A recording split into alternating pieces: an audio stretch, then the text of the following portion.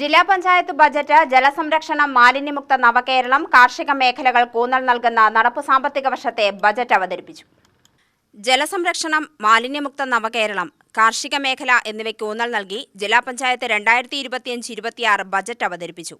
280 കോടി 31,04,486 രൂപ വരവും 257 കോടി 53,63,600 രൂപ ചെലവും 22 കോടി 77,40,886 നീക്കിയിരിപ്പും പ്രതീക്ഷിക്കുന്ന ബജറ്റ് ജില്ലാ പഞ്ചായത്ത് വൈസ് പ്രസിഡന്റും ധനകാര്യ സ്റ്റാൻഡിംഗ് കമ്മിറ്റി ചെയർമാനുമായ CK ചാമുണ്ണിയാണ് അവതരിപ്പിച്ചത്.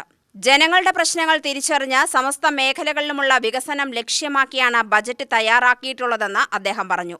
തൊഴിലിന് വലിയ പ്രാധാന്യമാണ് നമ്മൾ നൽകി വരുന്നത്. സമ്പൂർണ്ണ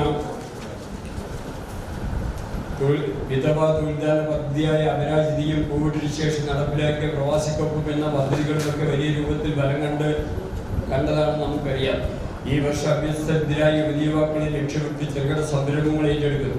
സ്ത്രീകൾക്കായി തൊഴിൽ സംരംഭങ്ങൾ ആരംഭിക്കാനും ജില്ലാ പഞ്ചായത്തിന്റെ ഉടമസ്ഥയിലുള്ള വനിതാ ജിമ്മുകളിൽ വനിതാ ട്രെയിനർമാരെ കണ്ടെത്തി നിയമിക്കാനും ബജറ്റിൽ പദ്ധതിയിടുകയാണ്.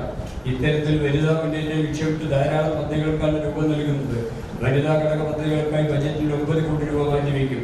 തൊഴിൽ മേഖലയ്ക്ക് വലിയ പ്രാധാന്യം നൽകാനും ഓരോ സാമ്പത്തിക വർഷവും 1000 പുതിയ തൊഴിൽ സൃഷ്ടിക്കാനും നാം ലക്ഷ്യമിട്ടിരുന്നു. കഴിഞ്ഞ വർഷം 1000-ലധികം തൊഴിലുകൾ നൽകാനായിട്ട് നമ്മുടെ ജില്ലാ പഞ്ചായത്തിന് അഭിമാനിക്കാവുന്നതാണ്.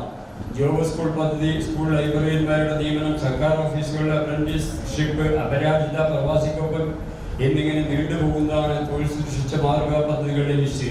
ജില്ലയിൽ മയക്കുമരുന്നെതിരായ ശക്തമായ ബോധവൽക്കരണ ക്യാമ്പയിൻ സാംസ്കാരിക ഇടപെടലിലൂടെ വിദ്യാഭ്യാസ സ്ഥാപനങ്ങൾ കേന്ദ്രീകരിച്ച് നടപ്പിലാക്കുമെന്നും അധ്യക്ഷത വഹിച്ച ജില്ലാ പഞ്ചായത്ത് പ്രസിഡന്റ് K ബിനുമോൾ പറഞ്ഞു.